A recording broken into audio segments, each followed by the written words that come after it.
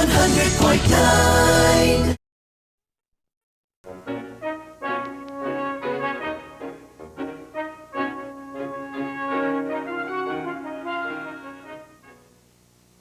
Brings back great memories for me. I was here 18 years, but that was 30-some years ago. Ron Fruit is the current manager, owner, and his wife is standing with him here. Ron is well known around the community and the county.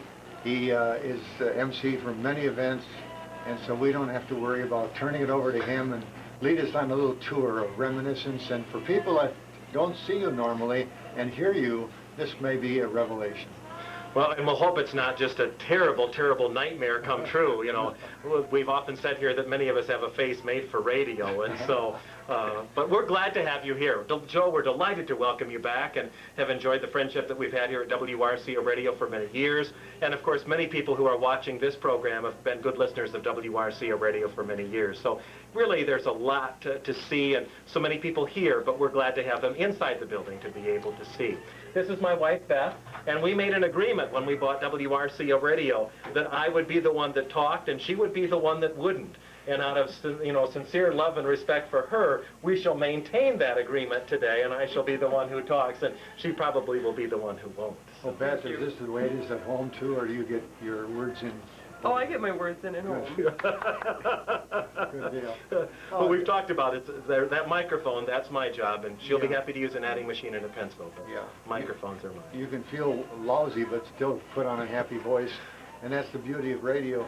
We just came in the front door, Ron, and this is the lobby, the place where people are greeted and so forth.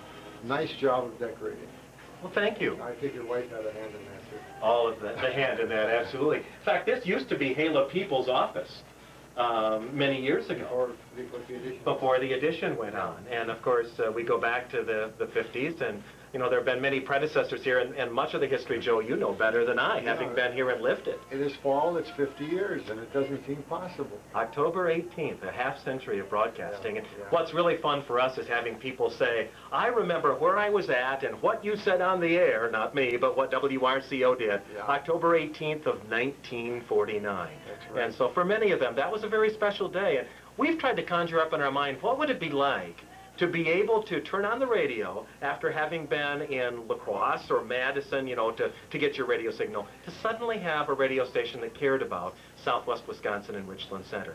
It must have been really a super moment in so many ways in 1949 when that happened. And so we're proud of that record of service and all the people who have come before us, and we hope many who will follow us in keeping the tradition of WRCO Radio alive. Yeah, it's important. And for many people, one of the trivia questions we ask young people when they begin a tour is, what does WRCO stand for?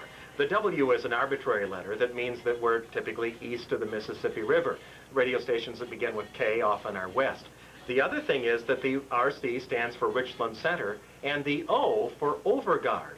Art Overgard from Elroy, who was a contractor, was the first owner of WRCO Radio. And those call letters have survived time. And I guess really we were lucky then in the mid-60s when the FM came on the air that WRCO FM was available, that WRCO was still something that could be chosen. So that was a plus. So a small trivia note, we've used that in Triviathon, a program we do on New Year's Eve. Oh, yeah. You know, what does WRCO stand for? And there were a few that were sharp and knew and got that answer. So, but we're pleased to have people. We're looking forward to having an open house this fall and welcoming people in to see the things that they'll see as we take you on a tour today, Joe. How large is the staff now? We have 16 people, full and part-time. So it, in fact, is as large as the staff has been at any time in the history of WRCO Radio, or very comparable. And we're proud of the fact that not only do we have people who we feel are very capable in radio, but people who have local ties, people who grew up here. I think would be correct in saying that there would be few radio stations anywhere in the country that had so many people with a farm background. And so as we look at the influence of agriculture on Richland County, we look at our staff and how many of them grew up on the farm and have ag ties. Some still are involved in active farming. So we feel that that gives us a position to be able to serve Southwest Wisconsin better, Joe, just by being residents. You know, this is home. This is where we've lived and where we hope to continue to live all of our lives.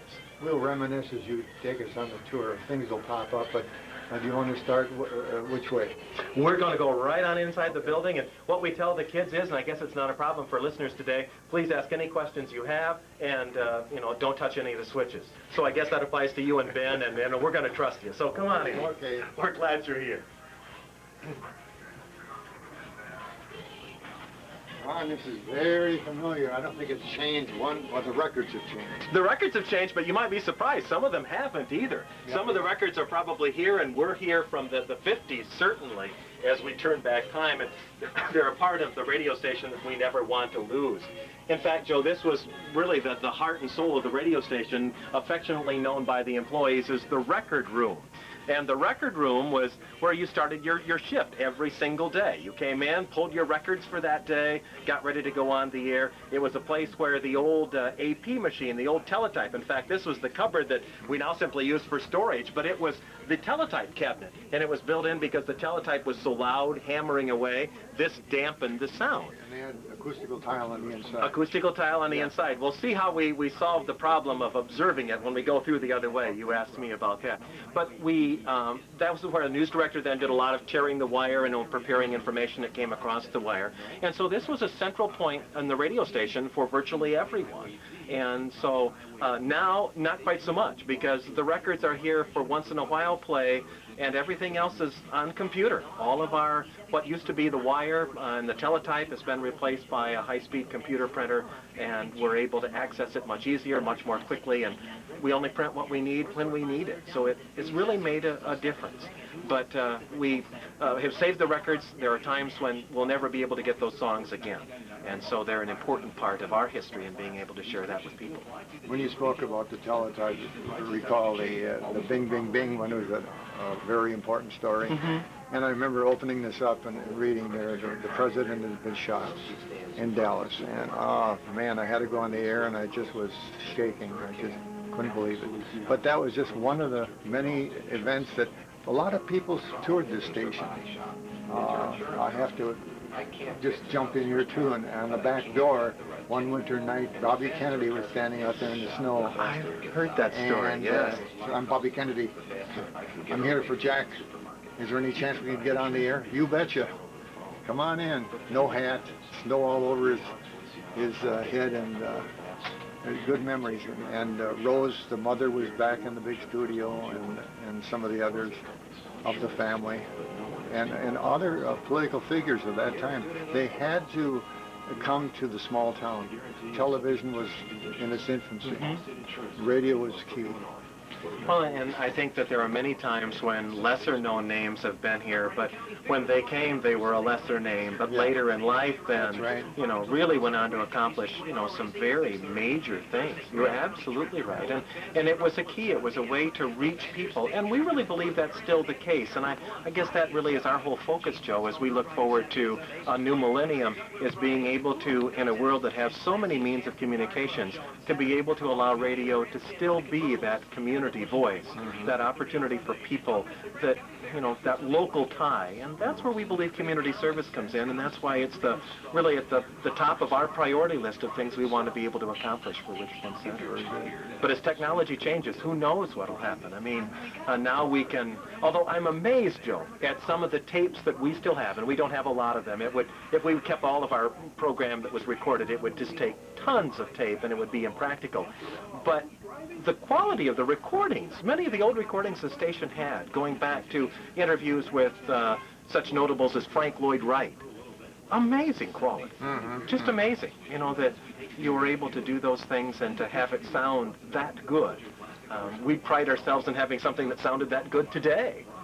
Another memory I can recall, there was a little blue box about yay big, like a big shoebox, that you cranked, and a spring, there was no electricity, and it was and you'd have to wind this as you were talking to somebody like this. You sound like a monkey and an organ grinder, you know, and that worked beautifully if you kept on cranking.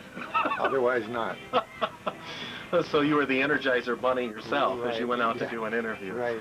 You know, actually, that's where we've said that a lot of our predecessors were more talented. They could chew gum, you know, they could interview and crank at the same time, where most of us, you know, would have trouble in that regard. So in this area now today, the eventual plans for this room will be to use it for another studio at some point. I see. So that's our hope at some point, that we'll be able to remodel this room and use this. It's actually wired so that we can and be able to look at some opportunities to be able to do that. That's good. The room that everybody wants to see, Joe, when they take a tour, and typically young children, we've been privileged to host a number of tours, particularly with school children, and we think it's important because otherwise, how do you know what's inside your radio? You know, can you visualize people? And that's the control room. And Adam Hess is on the air this afternoon, does a wonderful job for us, and we're going to introduce him and just kind of pop in and see what he's doing this afternoon. Adam, we'd like to have you say hi or use that great radio voice of yours. Well, I'm not sure where the great radio voice went, but we'd like to say good afternoon or good evening, depending upon what time you're actually viewing this. Well, certainly, one of the things I want people to be able to see is just what happens in the control room. Not a very big room. It was designed, this has always been the control room at WRCO Radio, to the best of my knowledge. And Adam, maybe you can just cover a couple of things that you're doing right now. If people see the clock, they can see that mid-afternoon, that you're right in the midst of your music shift today. Well, a lot of different things going on, Ron. A lot of people listening to the radio would simply hear the radio, but that's not exactly everything that's going on behind the scenes. What you're hearing is actually our CD decks here that we play the music from, which includes a couple of 10-pack CDs, and they'll hold 10 different CDs, which give us it gives us a wide variety of music that we can select from. But at the same time, we're recording stuff from our CBS radio network, which allows us to play back what's in the news, some sports cuts and various things at a later time.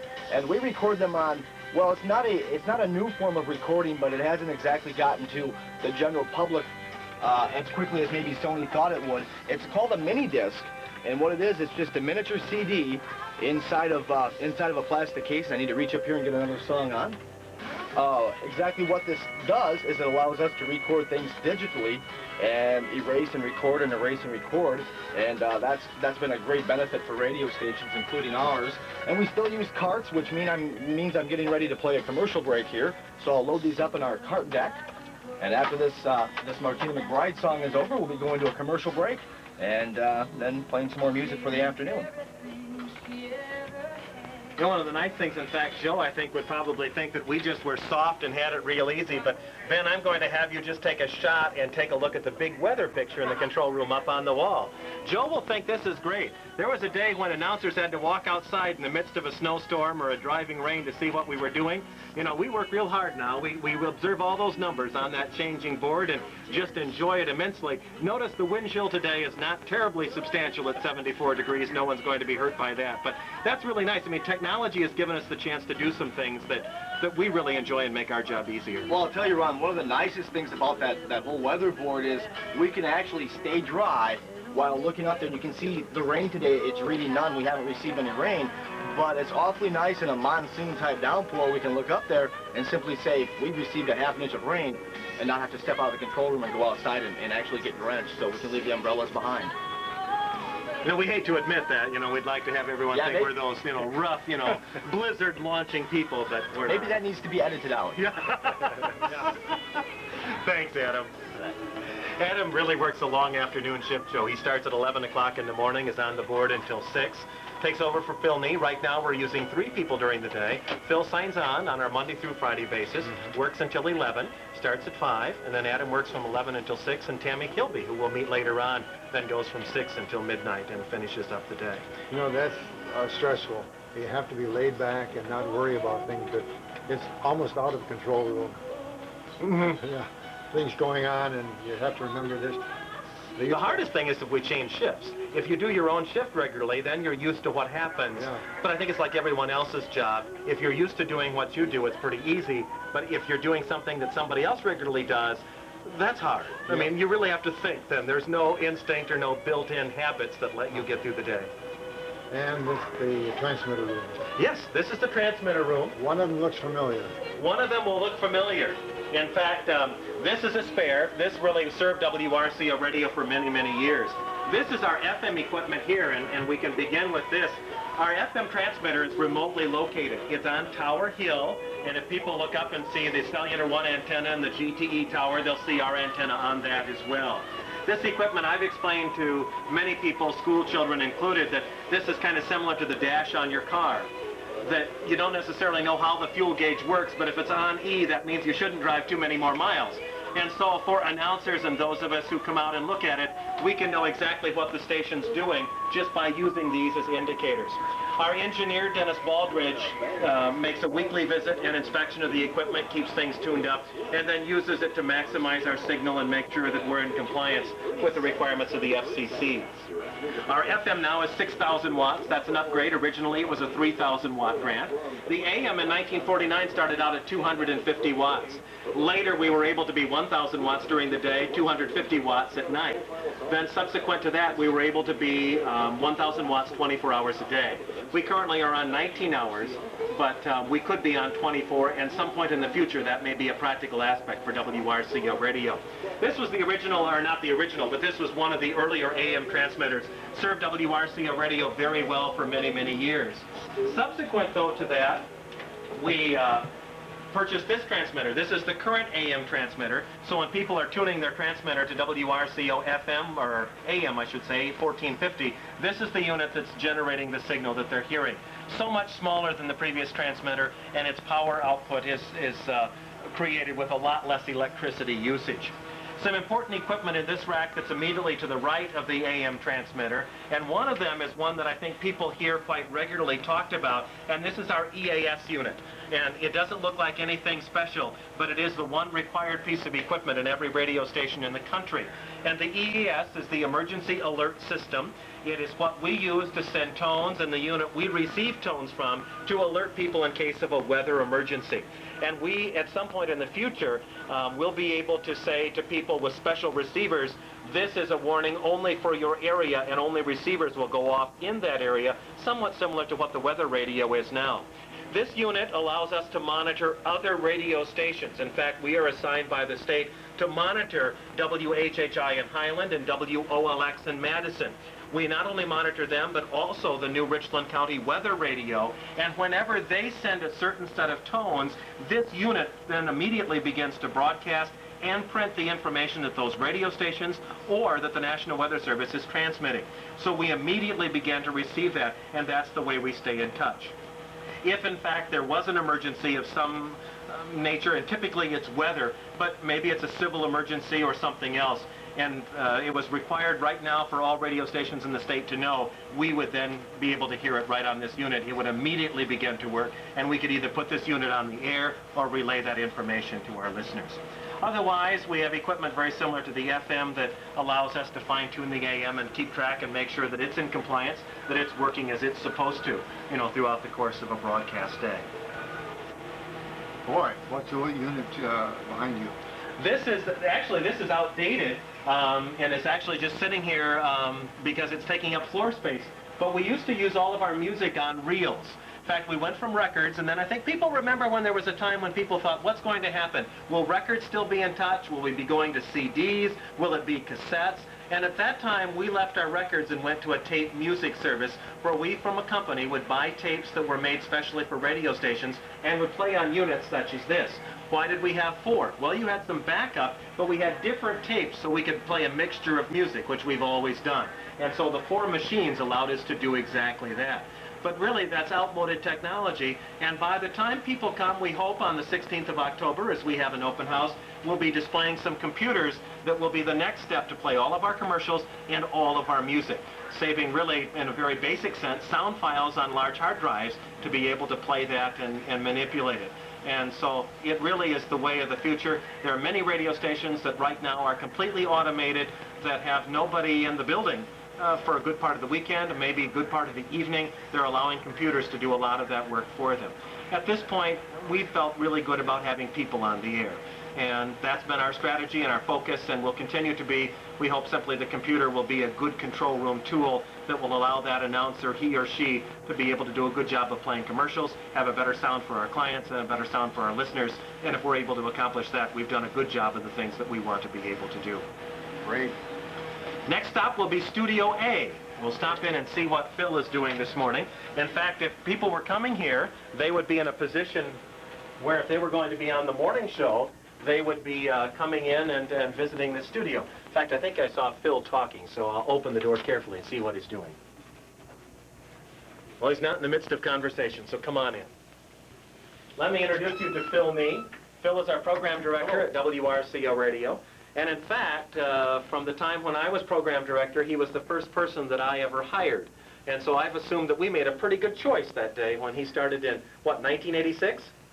August 16th, 1986, actually.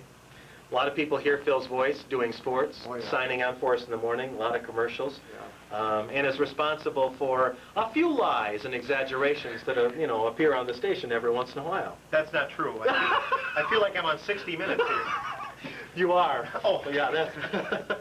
Question, Phil. Yes, Joe. Oftentimes people say, how can somebody keep up that enthusiasm and that bright spirit when things are going wrong? You had a car accident or you had a flat tire, anything could go wrong, somebody's sick in the family, and you have to bubble up and forget about it. How do you do it? Well, I think it's all a part of radio. I mean, I think sometimes radio is acting. Sometimes, whether or not you feel good, you have to sound good. But for me, I've never thought of it as a job. I mean, I just love what I do so much that I just love getting out and talking to people, and it's just what I do. Well, you become part of the family. People that never dream of coming down here still say, that guy is pretty good in the morning. Cheers me up, good peppy music, etc. I appreciate you saying that. Yeah. It's a lot of fun. I think the thing that we think, Joe, that's important is that you have to be willing to laugh at yourself. Oh, yeah. The real things in life that happen are a lot funnier than any joke that you or I can tell. And so I think we've subscribed to that theory that, we can laugh, that people laugh with us, and once in a while it's okay if they laugh at us.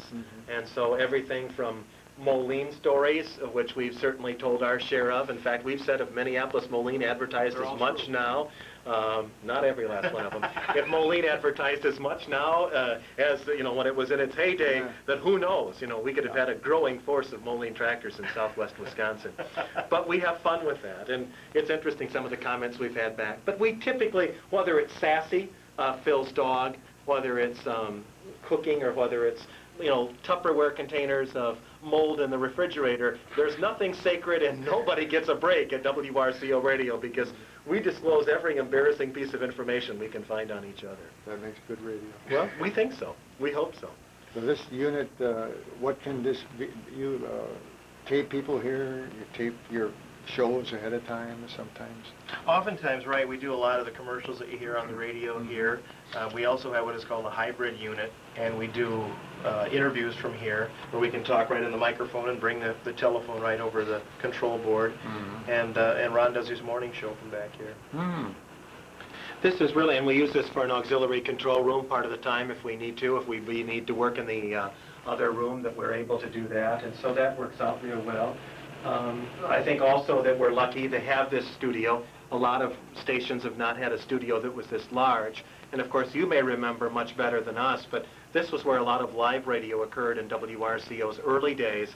And now when we think about events like the Student Council cooperation we do with Triviathon, when we've done Kiwanis Radio Days, when Brass R Us has come into the studio to play live, we've had students from the middle school band come and play. This room gives us the opportunity to be able to do that and create some of that live feeling that wouldn't exist if we were simply operating in an area where everything was automated. And we really, took that live element out of it. So it's worked out well, hasn't it, Phil? I think a lot of those have been the fun times to get people on the air. I think of the firemen's benefit auctions where we worked to raise money for the thermal imaging cameras. All of that was done in the studio, and so it gives us some possibilities to involve the community in ways that we wouldn't be able to otherwise. I think of a Triviathon, too, as Ron mentioned, but that's a great night, and the people, the many teams that play Triviathon could see what actually goes on, and the Richland Center Student Council all at the table answering phones and people running back and forth, and we're fortunate to have a room this big that we're able to do those things. Yeah, it's, you touched my memory. There was a piano, I think it was a baby grand. Right. Yes. And we'd have the live folks here, mostly church groups on Sunday. And just recently I was talking to a pastor, and she said, way back there was Pastor Maurer and Richardson, Methodist, I believe. And I said, gee, I remember them. Just came back like that from the 1950s. And they would come in and they would sing beautifully and all the old church music. And right in this room, and this is where a lot of the interviews were conducted too, when there was a larger group. And that still is the case, and in fact, Bobby G. Rice is one of the most notable, the Rice family that many people remember. They spent a lot of time in this studio, and he remembers very well. Sure. Put him up on a crate, didn't Yeah, I you, think Joe? so. He was in a bass fiddle cover, and he would pop out of it with 3 or 4 years old, but very small for his age. And his mom and dad were there singing, and the sister, and I can't remember her name, but there was 3 or 4 in the family that were all involved in music. Good family. Very, very capable, and well remembered by a lot of listeners of WRCO Radio. But Bobby will talk about that when he comes back in town, when we get a chance to see him. Yeah. He'll remember those days standing on a box to reach a microphone at WRCO. Yeah, he was just about yay high. Really little kid, but he belted it off. Mm-hmm. Oh, yeah. Yeah. And those are the fun sides of radio. And I think we've had a privilege of introducing and, really people who have tried to launch music careers, but even more so, introducing a lot of people to people they knew but didn't know as well as what they thought they did. An example, Joe, would be the Relay for Life, Oh, boy, yeah. where people get a chance to come in and sit down and tell their stories. And those are some of the most moving moments, I think, in my radio career, is watching people talk about themselves and things in their life that have been, really, really touching. And those are special moments. Other interviews, one I think of is Jack Odell, was one of the interviews that I enjoyed doing. Jack Odell was the longtime producer of the Unshackled radio program and wound up living in the Lake Delton area and commuting into Chicago. But he had such a tremendous voice. And he came in, we were lucky. A good friend of the radio station helped us make that connection. It wasn't something that we'd ever considered possible. And Jack came in and told his story of old-time radio and told his story of Unshackled. And then at the end used the same words that he always used on the program about if your life is empty, it can be filled to overflowing, with that great Jack Odell voice. Yeah. And that was such a memorable moment. And some of the folk song and entertainers that we've had have been just interesting people. So in 50 years' time, Joe, going back to the time that you were here, continuing right up until today, WRCO Radio's had a real privilege to meet some super interesting people. I agree. It's been fun. But we're great. We're very fortunate to have good staff people like Phil. Yeah, He's no, just that's tremendous. true. And A Adam. lot of good comments. They do a wonderful job. Despite We're lucky. everything. Yeah. Well, it's a lot of fun, and you got to remember who hired us here. So. Sign that check. Yeah, that's right. That helps too. But we're certainly pleased to have Phil on staff, and and most of the time I'm pleased with what he says on the air. Well, most of it's true, but Ron gives us a lot of things to talk about. Oh, yeah. So his tractors and things like that, and you should even get out your new hat, Ron. He's got an Indiana Jones type hat that says Minneapolis Moline on it. Those are some of the things you can't see on radio, but you could see on Nova. Yeah, good point. Sadly Why'd you take that out? Sadly mistimed, but a good point. You guys don't have nonetheless. to leave. Yes, we do. Good for acoustics. Adios, thank you. Next, we're going to stop in one of our other studios, which happens to be home right now to Tammy Kilby. Tammy is one of the newest members of our staff, working on a full-time basis, and she's our voice on Love at Night, a program that we do in the evening that features all different kinds of music and love songs. Tammy's in a studio that we use to read news in. We might do the morning show in here if we only had one guest. It has comparable equipment to the control room in Studio A, where we were at just a few minutes ago with Phil. And in fact, in the mornings, people have asked, where's Phil at and where are you at when you're talking about Molines and going back to school and great things like eating Limburger cheese and raisins and those kinds of things. I'm actually over here, and we actually look through the glass. I'm wearing a headset and can hear what Phil is saying. Phil's in the control room where we met Adam earlier, and so we talk back and forth looking through the windows wearing headsets so that we can hear what we're doing. But Tammy, we're really pleased to have her. She's another one of our people who's local and really is learning radio with WRCO and has been a very quick learner, has done a wonderful job. And I hope that she will say that she enjoys her work at WRCO Radio. I enjoy my work at WRCO Radio. Okay, Tammy. And I love the Love at Night show. What do you love about that? I mean, you really do. You really like that show. I really like the show. It's the music. I can relate a lot to the music. I like the kind of music that I play. I don't just play it for the listeners. I play it for myself as well. and getting to know the viewers that call in regularly. It's a very beneficial. You can never know too many people. You know, I bet you found this, Joe, and I think that Tammy's found this already, that one of the side aspects of radio that's really beneficial is getting to know people by voice. They get to know us, but we talk to a lot of people on the phone, and we know a lot more about them than you'd think. You know, when their birthday is, when their anniversary is. And don't you find that at night that you get this chance to, you know people, you wouldn't know them if you saw them on the street, but if they call, you know about their family and their... made me a part of their life, and I'm there with them, and I'm not there with them at the same time. I don't know them. I wouldn't know them if they said hi to me, but I enjoy them calling. I enjoy them sharing their stories, their anniversaries, their little, you know, tidbits of things that they wish to share. It's very beneficial. It makes me feel important to let them know that at least I'm there for them, which is the real reason for the show. And the theme, Tammy, is the music. I mean, it sort of binds you all together. Yeah, and it just ties it all in. Love at night, lets them relax. I'm there to kind of tuck them in, to let them know that I'm there for the evening. That's great. She does a great job. We're really pleased to have Tammy on staff. And I think, you know, we talk about getting on the air. Are you to the point yet where you're not nervous? I'm not nervous, no. That's good. It's not a bad thing. It's, you know, sometimes it's still there, but that's the excitement in the thing. It's the excitement knowing that so-and-so's listening, and so-and-so's going to bed, and so-and-so's putting their children to bed, and so-and-so's sick. But that's a part of tying me in with them. I'm there with them. I feel that now, so it's very beneficial. Well, she's doing a nice job. That's so good. We're really proud. Very Tammy's on from 6 until midnight, and Love at Night runs from 7 until midnight. And of course, it's also her job not only to do that, but she's here alone most of the time. So, you know, or with just one other person, you know, working a night shift in that setting. And so she's responsible to do a lot of things, you know, answering the phone and taking care of things.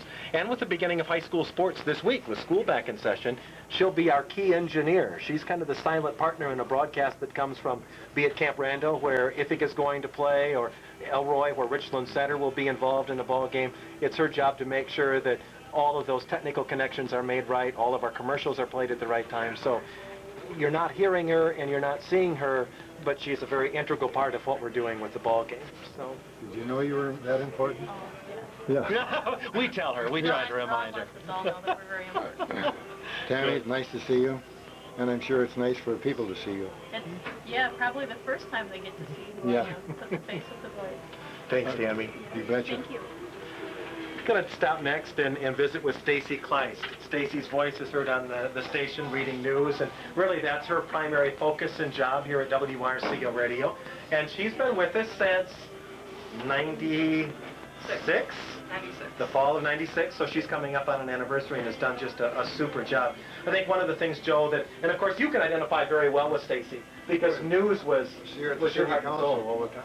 You bet. Yeah. And so, you know, she does a lot of those meetings, whether it's school board, city council, county board, but also the importance that a local radio station has and its responsibility to serve the community, I think, is bore out in news. Yes, true. That's the most critical aspect of what we do is news. And so we're really proud to have Stacy on staff. And I think she probably would tell you that there are good days in news and there are bad days in news. And sometimes it's not always because of the story you get. Sometimes, I mean, isn't that true that there are good days and there are bad days, you know, that have nothing really to do with the job? That's just the way the job works. There's days that go smoother than other days, depending on how much you have, when your deadlines are falling.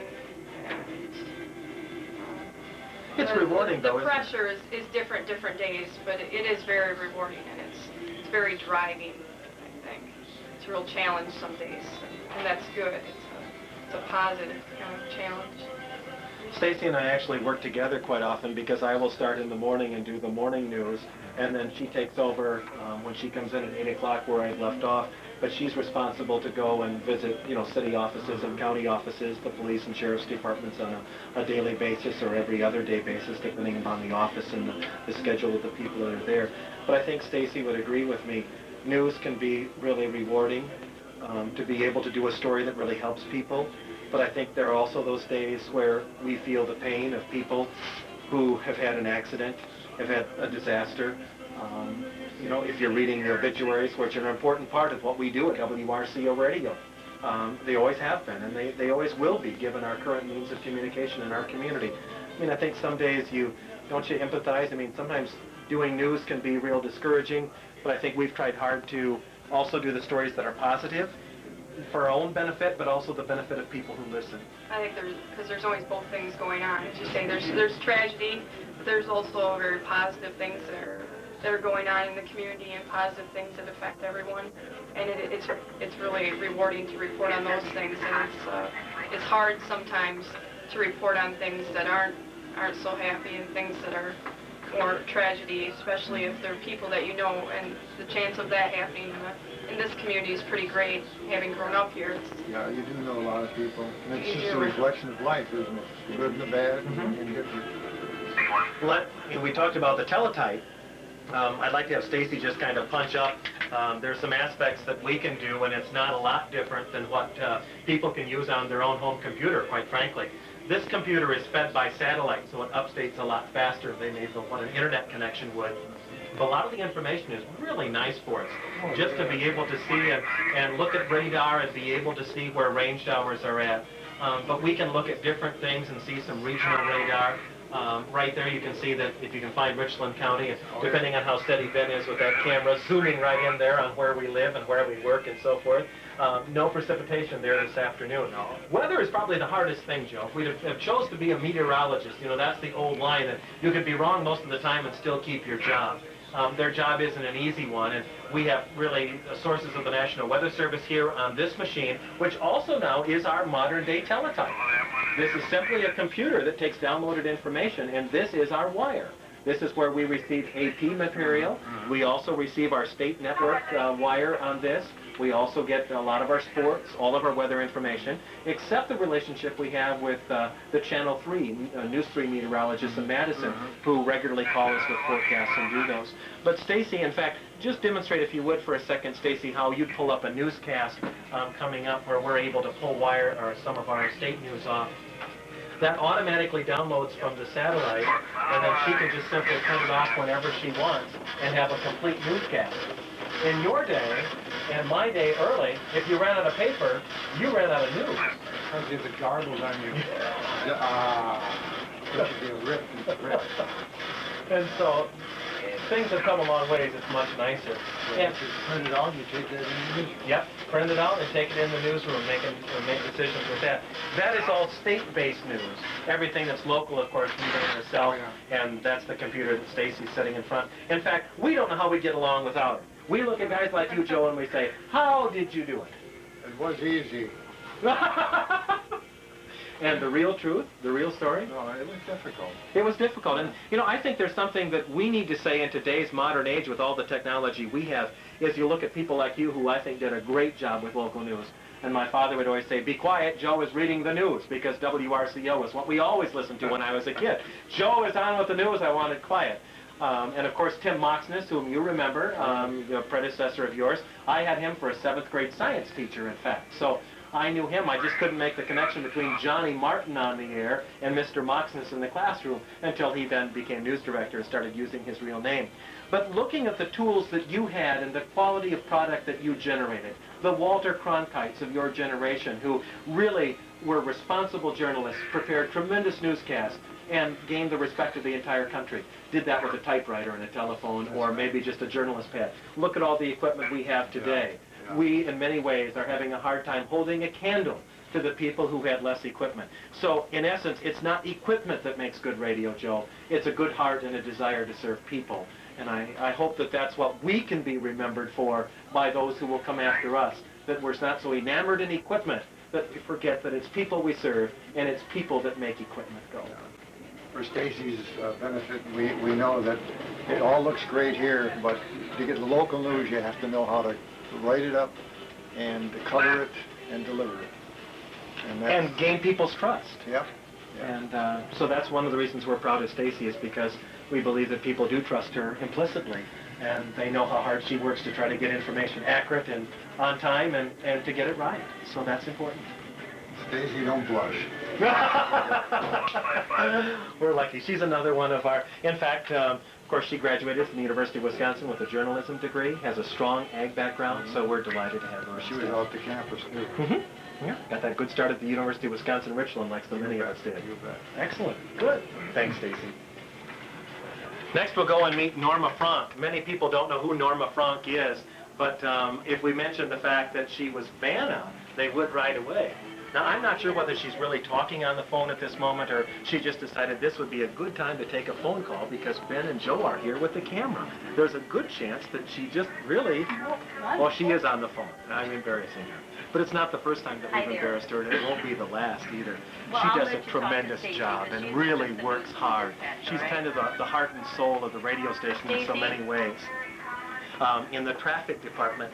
And we ask kids when we do things, and College for Kids, Joe will say, you know, do you think what the traffic department is at the radio station, you know, is that where we have our helicopter like all the big stations do in the city? But in essence, it's where we put together all of our commercial orders and all of our programming, and it's Norma's job to turn all of that into a product that we can use and get on the air every single day. You really did have a phone call? Yes, I did. Okay.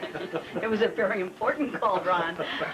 We're told not to joke around when we're on the phone, but then the boss does it. Oh, yeah. Well, it's in his blood. Yeah. Is that right? Norma, getting this together is a big job, but it has to be easy, otherwise you just give up. I mean, all these loose ends make it all come together. Isn't that right? Oh, yeah. That's what- Although I don't know if it's easy. I think it's hard. I Not think she easy. just makes it easy. Yeah, you have It to. just takes a lot of organization. Yeah. You gotta keep Otherwise- everything separated and organized, otherwise you will go crazy. Yeah. And you still forget things, but...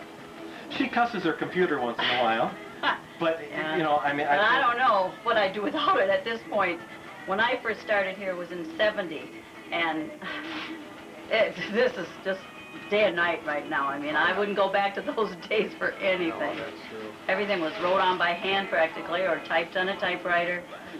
It would have taken me days to get things done that I do in a matter of hours now. In fact, you know, I think oftentimes people wonder about billing. How do we bill? You know, what do we keep track of? When we were in the control room with Adam, maybe people had a chance to see a piece of paper that he was working with. But a salesperson goes out and sales the airtime, brings that order back to Norma.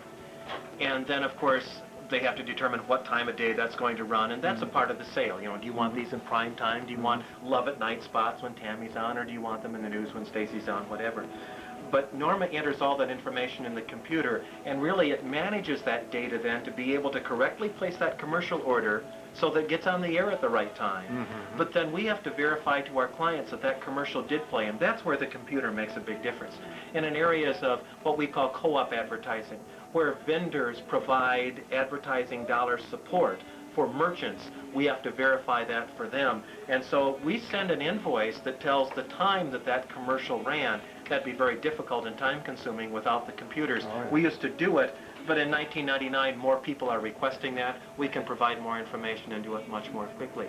The day will come, as we talked about putting computers in the control room and putting computers elsewhere, that they will all talk. We have a network that we use now, but we'll expand that network so that the computer that Norma uses to generate the commercial schedule and program schedule for that day will actually then go right straight to the control room, where we may get to the point where we have a paperless control room. There are radio stations that have done that for a long time.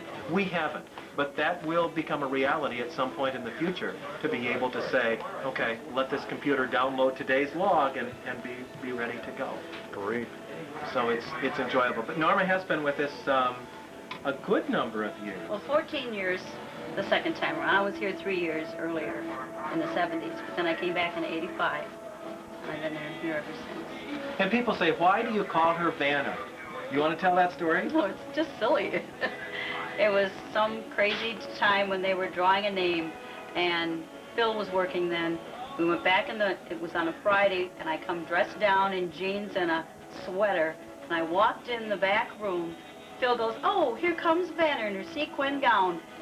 Been there ever since. Vanna, not the sequin gown. No, not this. I never did wear the sequin gown, but I've been Vanna ever since. But the beauty of radio is we could Done. say she was wearing a sequin gown, and people immediately had this vision of Vanna White in her sequin gown, turning letters, you know, drawing out people's Now names. everybody's really disappointed. They want to know who I really am. But people do come in and say, who's Vanna? Yeah. They wonder They even come about up to me Vanna. and ask me, who is Vanna? And I'm embarrassed to tell them it's me, because It's just such a silly thing. Good story. But it's fun. It's fun. And it has I'll stuff. say, yes, for probably 13 years now, because I think it started right after Phil started. He's a year behind me as far as the second time. It's all So in his fact, fault. we've even wondered if, Phil really knows Norma's first name. Because I don't think he ever I calls don't think you he ever Norma. calls, no. It's always Vanna. Yeah. And we've often joked about this too, but WKRP in Cincinnati, you remember that show, don't you? Whoever wrote that script had a real solid background in radio. Oh, I think so. Because it's somewhat believable. And, might we say, we all have our idols at WRCO.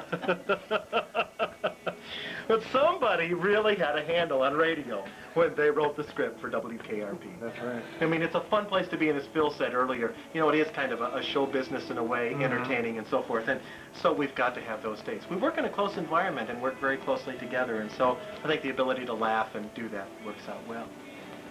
But let's introduce you now to Al Hushka and Alice Schulte. Al is a voice that, a strong background in radio. And we've had Al's presence here for the better part of 20 years. And Alice started with WRCO Radio in early 1995, actually came on board in late 1994. So we have just two outstanding salespeople here, and we have three really wonderful salespeople. Mary Jennings is not able to be here today and would like to have been, but something came up beyond her control. But Alice is our sales manager, and Al is one of our account representatives, but also commercials. Al, if you just say good evening or something, everyone's going to recognize that great voice of yours. Hi, everyone. But he's done a lot. They really have a job where they're not heard on the air quite so much, and sometimes people may not be quite so familiar. But when it comes to our clients, these are the familiar faces and voices of WRCO Radio, because you go out and they regularly visit with people, work to meet their challenges and needs in advertising. And Alice, I think you find it rewarding. I mean, I know I'm putting you on the spot and the pressure, and you're going to say that it is anyway, but I believe that it is, isn't it? Oh, it definitely is, because I like people, and you're in the wrong job if you don't like people. Because you learn all aspects of them. You learn about their business, and plus you learn about their personal lives, and that's rewarding. The other thing is, of course, you get involved in a lot of other activities, working with the Chamber and Main Street, which the radio station needs to be a partner in, along with other forms of media in the community. And I mean, I think that gives you another way to work side by side a lot of those people in the community.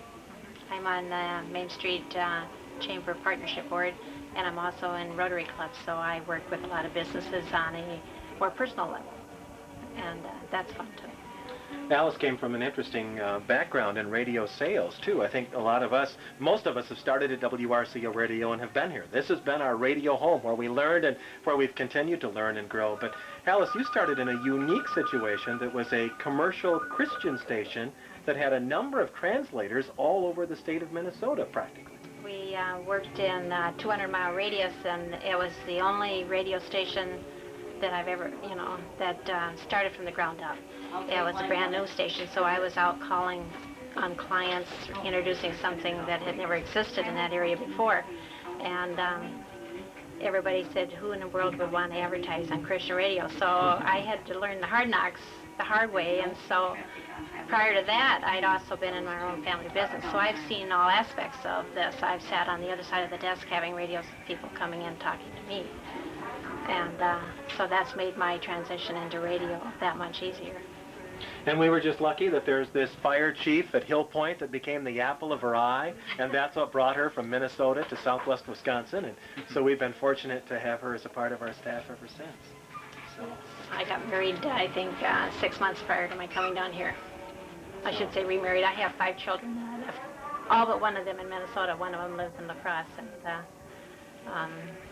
that's been an interesting transition of going from being in a business of our own, going into, now I'm on the dairy farm, so now I've had to learn how to milk cows. And I've thoroughly enjoyed it. I grew up on a farm, and now I'm back on the farm. well, Al, your roots go back to the farm, too. I mean, we've talked about how many of our employees here have a farm background, but you're a Southwest Wisconsin born and raised gentleman as well. This is home, and born and raised in WRCO, and I've worked in radio really all my life here in Southwest Wisconsin, so it's a great place to be, great place to work. So First time your voice debuted was where? at 1967 at WISV in Viroqua.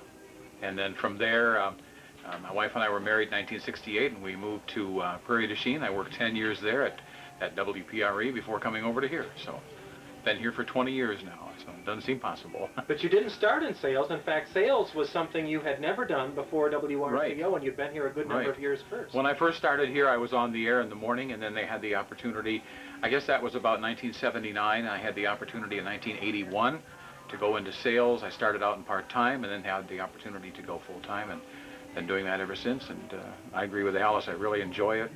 It's nice to meeting people and working for people and helping people is really a really enjoyable job, so I enjoy it. But if I told you you couldn't go into the production studio and you couldn't do any more commercials, you'd be disappointed. I would be very disappointed. I really do enjoy that part of my job. In fact, I think probably that's as much as anything. I really enjoy the production, and I like to see what I can do back there and hear the product when it's done, and really enjoy that part of it. So it's super. It's very, very enjoyable. So, and it's a fun place to work here. We have a lot of laughs. So. And I think, you know, the other thing about, I'd like to say just a couple of things, if I might, about Mary Jennings. Mary really has been in retail a lot of her life, so we bring some interesting perspectives, you know, from people who've worked in our sales department.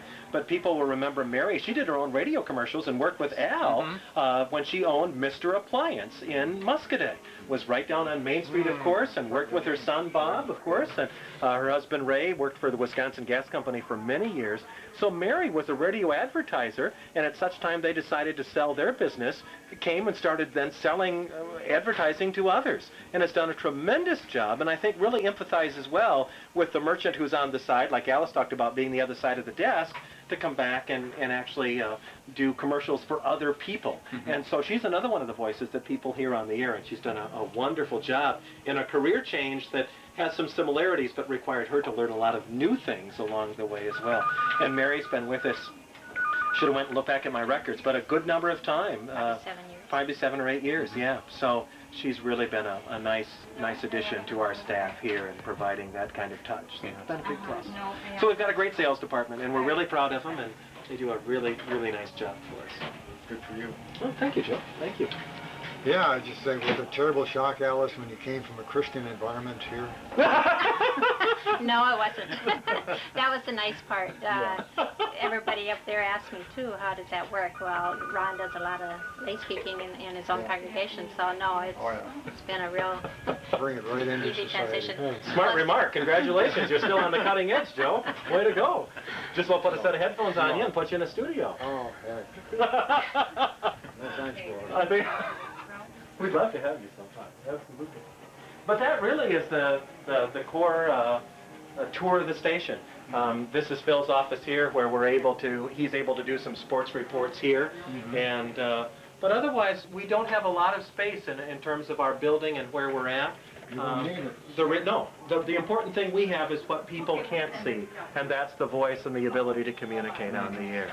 And our goal in the future is to continue to be a partner in the community. I think we're proud of the associations that we have with Star Spangled Celebration, the Relay for Life, the Thermal Imaging Camera Fund Drives.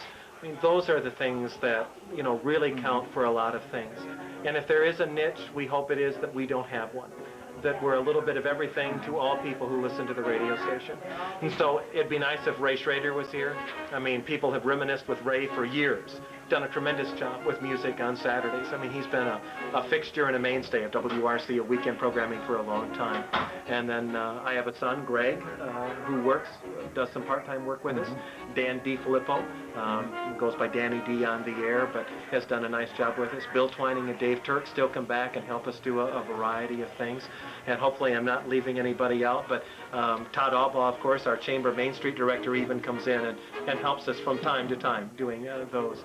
Bob Cole, who recently left WRCO Radio and secured employment with the Wisconsin State Journal, still comes back and helps us with some weekends. So we have a good number of people who have, you know, really helped us grow and get the work done that we need to. One person we didn't get a chance to meet today is Joanne Krulotz. A lot of people know Joanne. Joanne works on the air for us, and also Joe is a receptionist and a secretary here at WRCO Radio at the same time. So it's really been wonderful to have the support of Southwest Wisconsin and to be able to call Richland Center home, and I hope that we can do that for for many more years, and that when people look back, they will have kind words and kind memories of what WRCO Radio contributed to the Richland community when it's time for us to pass the torch to the next generation. Ron, thank you. Thank you. Good luck. I don't say another 50 years because you want to be retired by then. I certainly hope so. I certainly hope so. But I hope that there's a WRCO Radio that's here serving the community, 50 years from now, long after you and I are gone. Thanks for coming. We're delighted in having you.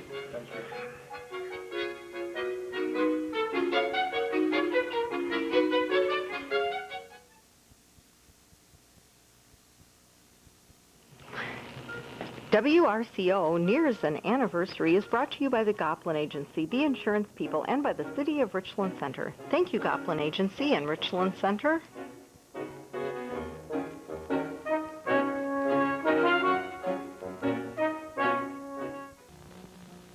The Richland Medical Center, Family and General Practice, Internal Medicine, Surgery, and other specialties. Phone 647-6